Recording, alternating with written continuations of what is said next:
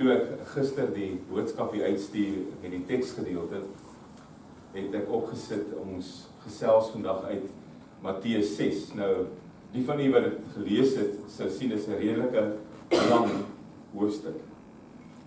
En ons gaan nie vandag al die verse met mekaar deel nie, maar daar was 'n rede waarom ek die hele hoofstuk ingesit het, sodat 'n mens kan wyd lees en met aandag kan lees wat die Here alles gesê het. En in Matteus 6 wat volg op die bergrede, Matteus 5, kom die Here en dis asof hy presies weet waarmee ek en jy vandag nog dikwels mee sukkel. En hy zoom daarop in en hy kom gee vir my wat ek en jy nodig het. En daarom vandag net 2 kort gedeeltes uit die hoofstuk Matteus 6, vers 7 tot 13, baie bekende gedeelte, daai een gebed. En dan in dieselfde hoofstuk, Matteus 6, vers 25 tot 26, wat eintlik vreeslik mooi daarmee saamloop. Ek lees eers uit Matteus 6, en as 'n mens daar kyk, die eerste gedeelte, net nadat die Here die ouens so bymekaar gekry het, dan begin hy praat oor die manier waarop ek en jy moet bid, die enigste manier om eintlik tot God te bid. Matteus 6, en ek gaan lees vanaf vers 7. Wanneer julle bid, moet julle nie soos die heidene 'n stortvloed van woorde gebruik nie. Hulle verbeel hulle gebede sal verhoor word, omdat hulle baie woorde gebruik. Moet dan nie soos hulle maak nie, want julle Vader weet wat julle nodig het, nog voordat julle dit van hom vra. So moet julle bid, ons Vader wat in die hemel is, laat die naam geheilig word. Laat die koninkryk kom. Laat die wil ook op die aarde geskied, net soos in die hemel. Gee ons vandag ons daaglikse brood en vergeef ons oortredings, soos ons ook die vergewe wat teen ons oortree. En laat ons nie in versoeking kom nie, maar verlos ons van die bose. Daarmee saam, dieselfde hoofstuk, vers 25, daarom sê ek vir julle, sê die Here, moet julle nie bekommer oor julle lewe, wat julle moet eet of drink nie, of julle liggaam oor wat julle moet aantrek nie. Is die lewe nie belangriker as kos, en die liggaam as klere nie? Kyk na die wilde voëls, hulle saai nie en hulle oes nie en hulle maak nie in skure by mekaar nie. Julle hemelse Vader sorg vir hulle. Is julle nie baie meer werd as hulle nie? Soos vandag lees uit die woord van die Here, dan weet ons ook dat wat hy van ons vra is eintlik eenvoudig. Liefde vir God, liefde vir my naaste. En op soveel plekke het hy die lewe, en dit wat hy van ons verwag, met hierdie 2 gebooie opgesom, en het hy eintlik mooi saamgevat waaroor die lewe gaan. Liefde vir God, liefde vir mekaar. Partykeer is dit maklik om dit te bely, maar so moeilik om uit te leef. Terwyl ons dit ook erken en bely, kom ons sing weer saam 'n baie bekende lied, sommer terwyl ons so bly sit, gesang lied 200, en ek wil hê ons moet die eerste en die tweede strofe sing. Here, as ons vanoggend hier by mekaar is, dan het ons geantwoord op die uitnodiging. Ons het die uitnodiging ontvang, Here, dat ons vandag hier 'n erediens gaan hê. Ons het die boodskap gekry, en ons het daarop gereageer. Ons het gesê, ek wil vanoggend hier wees. Ek wil saam met ander my oë sluit. Ek wil saam met ander sing, Here, ek wil saam met ander in dankbaarheid vir 'n oomblik kom stil raak voor U. Ek sal die eerste een wees om te erken, Here, dat ons buite terwyl ons besig is en terwyl ons in die gang is, nie altyd tyd kry hiervoor nie, Here. Elke jaar gaan ons met nuwe voornemens in, dat in hierdie jaar ek nader aan U gaan leef, Here. Dat ek U in alles gaan ken. Dat ek met meer vrede in my hart gaan leef en dat ek 'n dankbare mens gaan wees. En dan kom 'n mens by die tyd van die jaar en jy kyk terug en jy sien dit lyk maar soos al die jare tevore. En juist daarom, Here, het ons hierdie oomblik nodig. Praat ek vanoggend weer met U, Here, praat ons almal op hierdie oomblik saam, as daar soveel goed wat op ons hart lê. Ons dink aan ons land waar ons almal vandaan kom, Here. Ons dink aan ons geboorteplek. Ons sien en ervaar, Here, hoe die mense daar soveel nood en ellende beleef. Ons sien hoe mense stikkend is en moedeloos oor misdaad, Here. Ons sien hoe mense verniel word deur net nog 'n moord, net nog 'n sinnelose afmaaiing van 'n lewe. En Here, as mens eenkant bly en nie naby bly nie, maak dit jou nie blind vir dit nie. En daarom ook vandag uit ons harte bid ons vir ons mense. Ja, Here, in hierdie week was dit ook moeilik om te sien hoe daar verbuistering op soveel gesigte sit. Nood en moedeloosheid in soveel oë. In hierdie week was dit weer moeilik, Here, om te sien hoe nog gesinne uit mekaar geruk is. Sinneloos. Here, werk ook daar, soos wat net U kan. Werk ook met die stikkende harte, Here. Werk ook met die moedelose wesens. Ons bid ook vir ons eie land, Here. Ons bid ook vir krag om hier te volhard met ons ware identiteit. Dit is nie altyd maklik hier nie, Here. Soms stuit dit jou teen die bors as iemand kom en leef asof U nie bestaan nie. Gee U vir ons die krag om te wees wat U wil hê ons moet wees.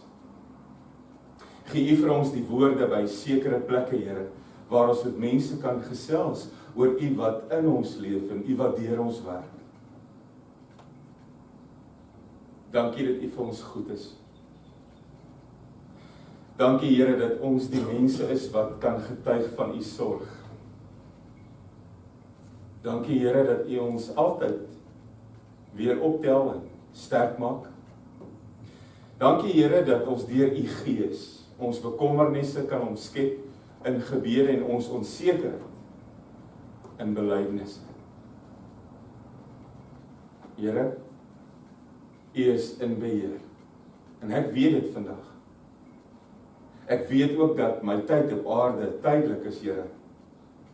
Nie een van ons is gemaak om vir ewig hier te wees nie. En as ons aanstap en aanloop en die tyd verbygaan, Here, is ons op reis saam met U. Die eindbestemming is 'n ewigheid in U teenwoordigheid. Dankie daarvoor. U is met ons hier, Here, as ons ook onseker is oor ons toekoms. U is met ons hier, Here, as ons 'n stryd voer, papierwerk, residensiegoed. U is met ons hier as ons moet toetse ondergaan, Here. U is met ons hier as ons aansoek doen vir 'n nuwe werk. U is met ons hier as daar 'n nuwe fase is in ons lewens wat baie aanpassing verg. U is met ons, Here, as ons beplan hoe môre moet lyk en gaan lyk. Dankie dat ons altyd in U genade leef. Alles kom vra ons nou in U naam en U naam alleen.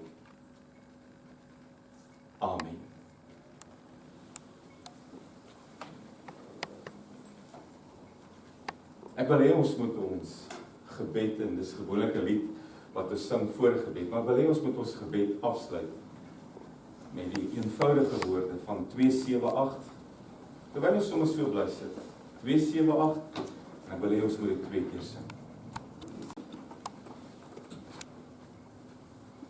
As jy na sy lewe gekyk het hier op aarde, moes hy waarskynlik een van die ongelukkigste mense gewees het wat jy ooit sou teekom.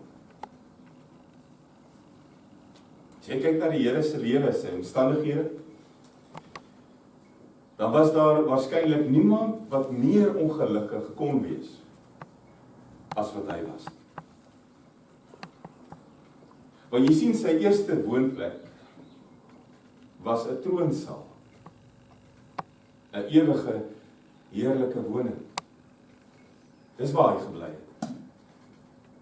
En die Johannes Evangelie stel dit altyd verskriklik mooi. Aan die begin was die woord by God, en die woord was self God.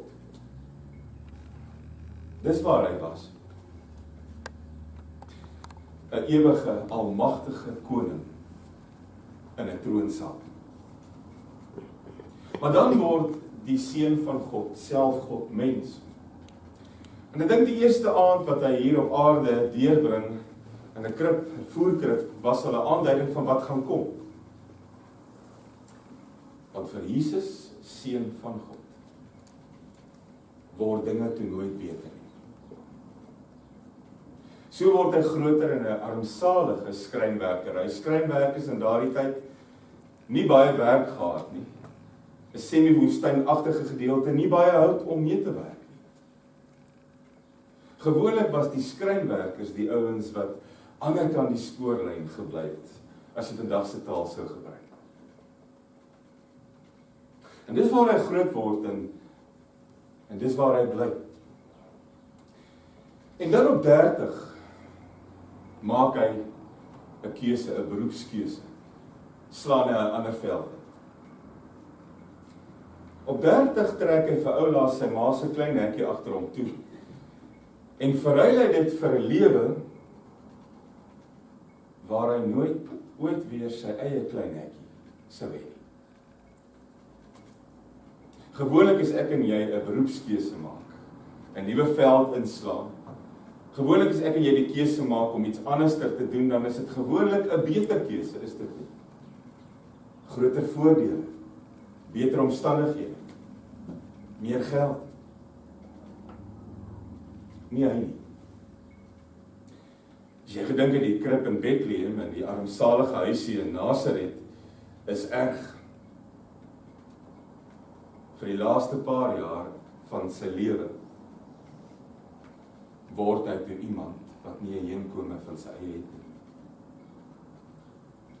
Jy sal hom waarskynlik een kyk gee. Jy sal baie maklik dink dat God sy rug op hierdie mens gedraai het. Want so word hy toe die een wat vir jou sou kon vertel hoe dit voel om op die grond te slaap.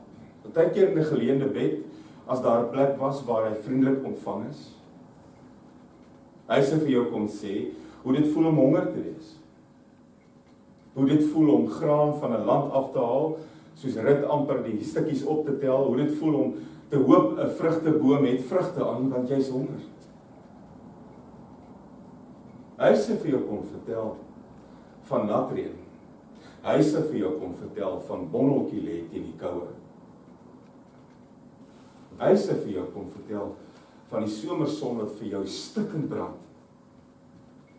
Want eintlik terwyl jy moet sit onder die skaduwee van 'n boom, is jy op pad na nog 'n plek toe, 'n nuwe reis. En ek en jy wat vandag kla oor die eiendomspryse hier in Nieu-Seeland, en wat soms wonder, sal ek ooit genoeg geld hê om my eie plekkie te kry? Ontmoet die man sonder huis. 'n blyhuis, 'n huurhuis of 'n koophuis. Ontmoet die man Jesus sonder 'n beursie. Eerste is toe hy teruggaan na sy grootword dorp toe, jaag hulle hom uit. Hulle is toe die eerste ouens wat met hom spot. Hulle is toe die eerste ouens wat sê, hierdie man, hierdie Jesus het waarskynlik 'n demoon, 'n Satan in hom. die wat nie met hom gespot het nie, het hom probeer misbruik. Hy het later self agtergekom, die skares mense wat agter hom aangetou het nie eintlik geluister na wat hy sê nie, hulle wou meer dinge sien, hulle wou triks sien, hulle wou toertjies sien, hulle het gekom vir die wonderwerke, hulle wou hom maksimaal benut, en het gewonder, wat kan jy vir my doen? Ek het ook 'n paar goed op my wenslys. Jesus van Nasaret, terwyl jy besig is, wat kan jy dalk vir my beteken? En dit het aangegaan, totdat dit uit die mode geraak het, om naby hom te wees. Wat jy sien, soos wat hierdie hawelose man aangestap het en vorentoe gegaan het sy navolgers minder geword en sy vyande meer. En toe hierdie getal omslaan en die vyande is baie, het die ouens een vir een begin wegraak. En toe was dit te duur om hom te volg. Uiteindelik het almal by die punt gekom dat hulle geweier het om te sê of hulle hom ken of nie. Uiteindelik word hy vir 'n misdaad beboet, skuldig bevind, wat hy nooit gepleeg het. Uiteindelik staan hy toe alleen, sonder enige iemand om hom te verdedig. Uiteindelik word hy toe in 'n baie vernielde toestand na 'n kruis toe gesleep, en hy word daar gehang om dood te gaan. Die mees aakligste dood wat jy ooit kan sterf. Dit eindig nie daar nie. Toe hy dood is daar geen begrafnisstoet nie. Geen roubeklaars nie. Hulle haal vinnig die stuk in 'n liggaam van die kruis af, want dis amper Sabbat. En in 'n geheime seremonie begrawe hulle hom in 'n geleende graf. Hoe klink die lewe vir jou? Hoe klink die sukses van die man? Snaaks as jy na sy lewe kyk, uit hierdie oog uit. Uit die oog waarna ons dikwels na ons eie lewens kyk. Dan sou jy maklik kon dink, hierdie Jesus moes 'n verskriklike, ongelukkige, verbitterde mens gewees het. Woedend, verbitterd, kwaad, teleurgestel. Want dis duidelik die ou wat kon getuig van 'n God wat sy rug op jou draai. Maar hy was nie.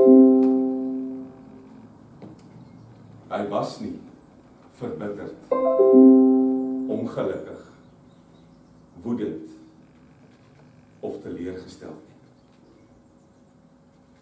Want daar was iets anders aan hom. En tot vandag toe sukkel ek om woorde te kry om dit te beskryf. Waarmee sal 'n mens die woorde beskryf? Watter woorde sal jy gebruik om te sê wat hierdie Jesus was? Want daar was hy omring met swaar kry en moeilikheid en seer, was daar 'n stuk vrede in hom. Amper iets soos 'n heilige rustigheid. Want hy het niks gehad nie. En tog het hy alles gehad. Hy het niks gehad nie. En tog was daar 'n alles in hom wat mense laat tou staan het. Wat kan ek en jy dit vanoggend noem? Kom ons noem dit 'n heilige blydskap. En jy sal agterkom soos wat die mense hom gelos het en hy die pad moes loop, het hy hierdie pad bly loop soos wat hy nog altyd geloop het. En selfs toe hulle hom aan die kruis gaan vasmaak, gaan lees 'n bietjie met wie hy bly praat. Met sy Vader. Wat hy die hele tyd gedoen het. Al was dit ook 'n moeilike vraag, hoekom het U my gelos? Met wie het hierdie Jesus van Nasaret bly praat? Daarom kom ek en jy vandag en sê, hierdie man versinnebeeld blydskap, vrede. 'n Man met die naam van Ds het gesê, hierdie Jesus is die toonbeeld van hardnekkige blydskap. Dit wou net nie pad vat nie. blydskap wat standhou teen verwerping en seer, blydskap wat nie soeg voor bekommernis en verwerping en pyn en onsekerheid. Want dit was sy teenwoordigheid, met die niks wat hy gehad het. Dit was sy teenwoordigheid, en hierdie blydskap in hom, wat mense se lewens verander het. Die uitdrukking op Andreas se gesig, na die paar broodjies en visies uitgedeel is, en dit wil nie minder word nie. Die vreugde op 'n melaatse se gesig, as die bonde ewe skielik heel is. Die opgewondenheid, 'n lam man van 38 jaar wat ewe skielik hinkepink kan huppel. Die dankbaarheid op 'n oorspelvrou se gesig gesê die binnehof verlaat. En nie een klip het geval nie. Want nie een klip kon val nie. En weet jy wat is dit? Dis vreugde wat sê, God het gesorg. Dis vreugde wat sê, God het gesorg. Die Here het voorsien. God sorg. Want dis wat hy doen. Dis wie God is. God is liefde, en die liefde sorg. Dis hoe ek en jy hom leer ken. Dis wat hy van die begin af gedoen het. Dis sy identiteit, dis sy kenmerk, dis sy eienskappe. God sorg. Maar weet jy hoe maklik is dit om dit te vergeet? Of kom ek stel dit anderster? Weet jy hoe maklik is dit om dit nie te onthou nie? Weet jy hoe maklik is dit om 'n nuwe week, 'n nuwe maand, 'n nuwe jaar in die gesig te staar en te vergeet dat God sorg? Weet jy hoe maklik is dit om te dink dat bekommernis my ergens gaan kry? En wat ek nou vir jou sê, maak waarskynlik nie sin nie. Maar ons almal bekommer soms ons oor dinge asof dit gaan help. Ek het baie keer bekommernis, ek het spanning, ek het onrustigheid. En dit is asof ek vir myself sê, hoe meer bekommernis en hoe meer spanning en onrustigheid ek het, hoe beter is die kans dat dinge gaan regloop. Ek weet dit klink absurd. Maar dis hoe ons leef. Dis wat ons baie keer doen. Asof ek vir myself gesê het, hoe meer ek myself bekommer oor 'n ding, hoe beter is die kans dat dit gaan regloop. Belaglik nie. 'n Verskriklike valsnoot in die sinnetjie, maar tog doen ons dit. En nou kom die man vanoggend sonder 'n huis, sonder 'n vervoermiddel, sonder 'n boot, sonder 'n kudde, sonder 'n beursie, en hy kom staan voor ons en hy sê, ek wil graag vir jou iets sê. Ek het 'n paar goed om vir jou te sê. Ek sien wie jy is, ek sien wat jy doen, ek sien waar jy vasval, ek sien waar dit vir jou moeilik is, ek het 'n paar dinge om vir jou te sê. Matteus 6 wemel van die goed wat hy vir ons wil sê. En as ek vandag vir jou 'n lys moet maak van alles wat hy vir ons in daai paar hoofstukke sê, gaan ons vanaand nog hier sit. En ek weet nie of julle dit gaan oorleef nie. Daarom fokus ek op 2 goed spesifiek, wat die man sonder die huis, en sonder die donkie, en sonder die beursie, vanmôre vir jou wil kom sê. En voordat ek en jy kyk na sy woorde, wil ek eers sê, jy moet verstaan, hoe die eerste ouens gelyk, wat sy woorde ontvang het. Wil jy moet weet hoe lyk die situasie, die omstandighede van die eerste hoorders, die volgelinge, die disippels van Jesus. Kom ek sê vir jou, as jy soms dink dit gaan moeilik by jou, vir hierdie mense was dit nag. Want baie van die mense wat hom gevolg het, was desperaat. Baie van hierdie mense het regtig niks gehad nie.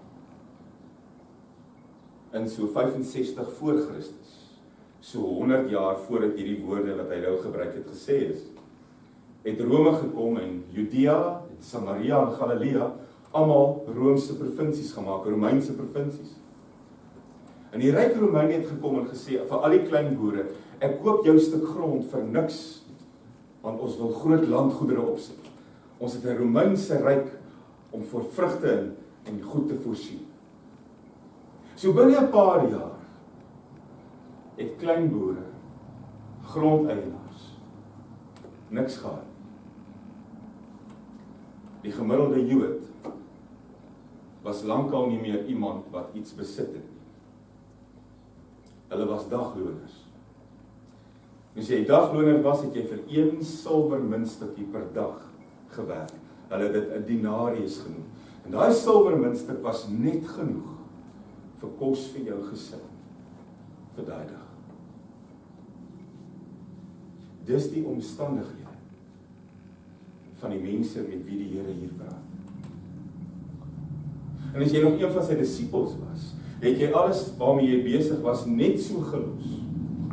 En jy het saam met hom gegaan. Jy het saam met hom op die grond geslaap. Jy het saam met hom van verbode vrugte geëet, van graan wat langs die pad lê. Jy het saam met hom die sonskyn trotseer. Jy het saam met hom eintlik totaal en al afhanklik van God geleef. Dis die ouens met wie die Here hier praat. Wat sê hy vir hulle? Hy sê, moenie bekommerd wees oor julle lewe nie.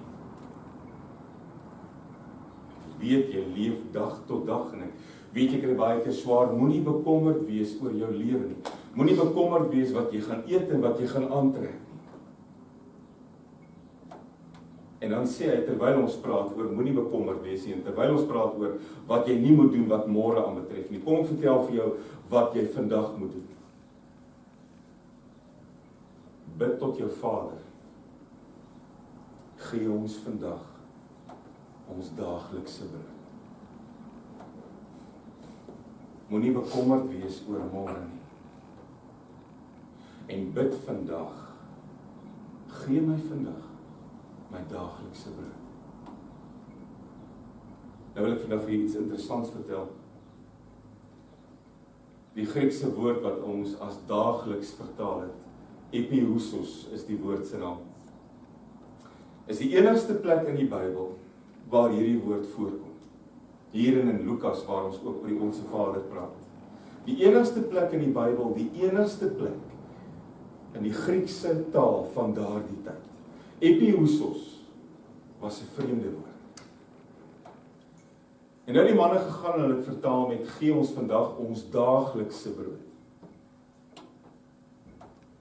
Maar eintlik beteken epiousos nodige. Gee my vandag asseblief Here my nodige brood. Gee my vandag wat ek nodig het. Nie wat ek wil hê nie. Gee my vandag wat U glo ek nodig het. Nie wat ek wil hê nie. Nou kom jy terug na jou eie huis toe. Jou eie besie.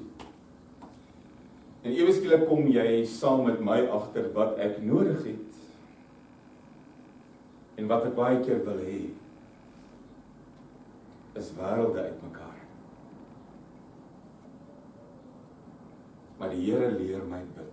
Vader, gee my vandag wat ek nodig het. Ek wonder altyd, wanneer is 'n mens tevrede? En ek wil vir jou vra, het jy al 'n mens ontmoet wat tevrede is met alles? Jouself ingesluit. Het jy al 'n spieelontmoeting gehad met 'n mens wat met alles altyd tevrede is? Wanneer is 'n mens tevrede? Wanneer kom 'n mens by 'n punt wat jy sê, ek is tevrede met wat ek het? Ek is tevrede met wat ek is. Ek is tevrede met my lewe, ek is tevrede met my omstandighede. Ek is tevrede met moontlikhede, ek is tevrede met my kinders. Ek leef in dankbaarheid voor God, ek is tevrede. En jy sal al in die tyd agtergekom het, mense is nie tevrede wesens nie. Sou iemand ooit hier moes kom kuier het en daar word vir die Here gevra, wys vir my hoe lyk 'n tevrede wese, sou dit nie 'n mens gewees het. En daar's altyd iets wat happer en pla. Daar's altyd 'n behoefte wat ek vir die Here se voete neerlê. Daar's altyd iets waaroor ek wonder oor. Daar's altyd 'n stuk omstandigheid wat ek eintlik vir die Here wil vra, ek verstaan dit nie, verduidelik.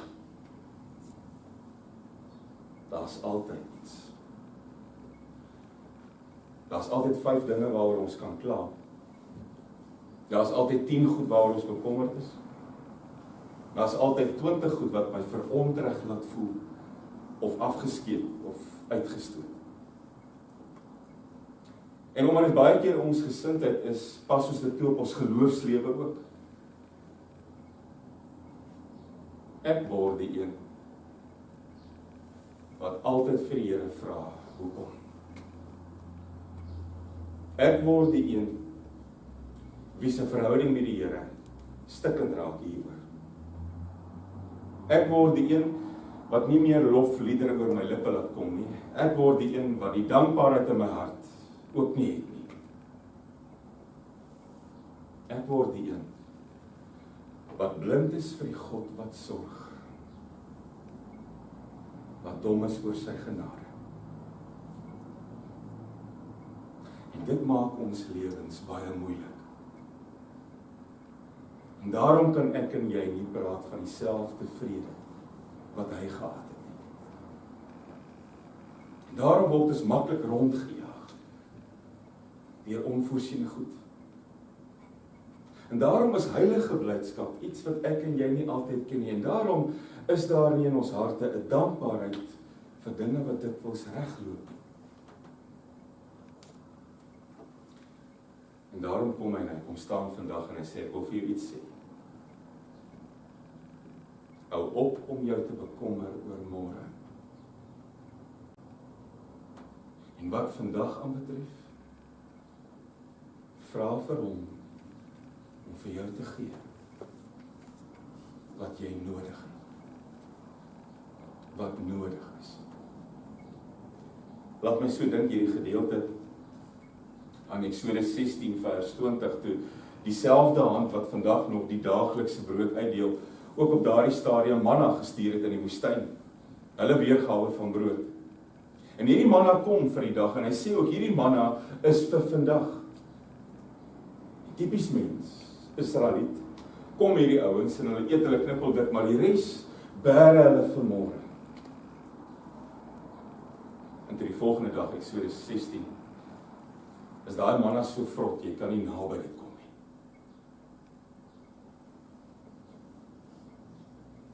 Want hierdie Vader wou vir hulle leer van vertroue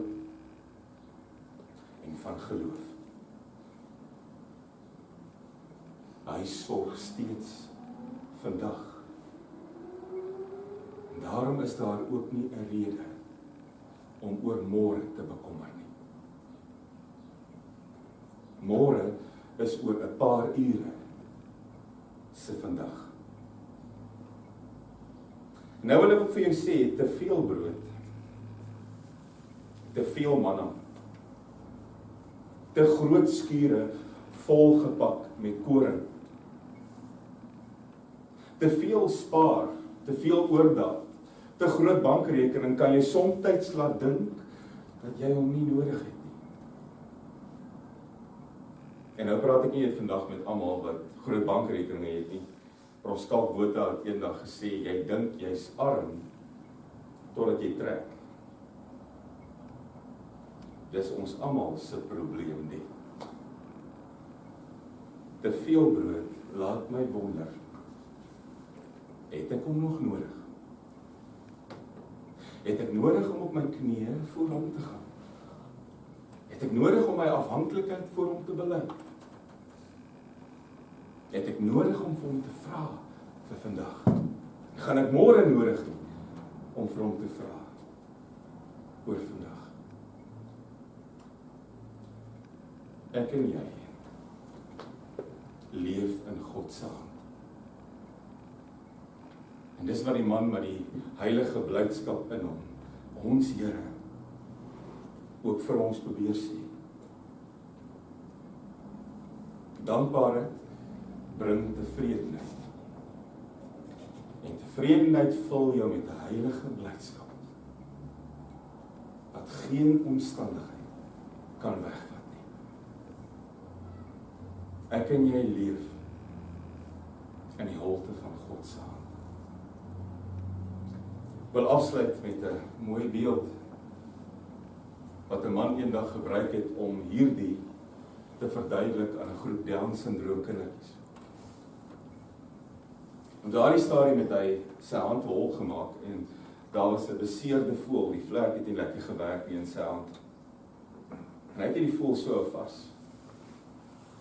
En toe het hulle gevra, wat sou gebeur as ek my hand sterker toemaak en druk? En almal kon antwoord, die voël sou dit nie maak nie, hy sou doodgaan. En dan die volgende vraag, wat sou gebeur as ek my hand heeltemal oopmaak?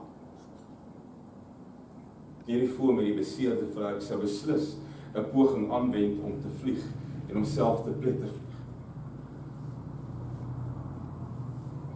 En daarom is die hand 'n holte.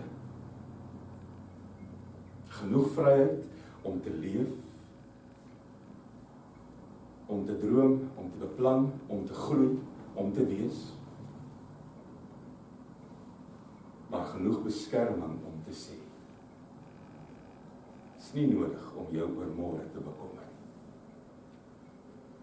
Jy is hier. Ek wil vandag vir jou vra, kan jy bereid wees om dit te glo? Amen.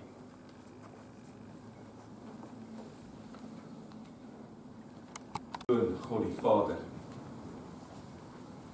die Almagtige, die Skepper van die hemel en die aarde,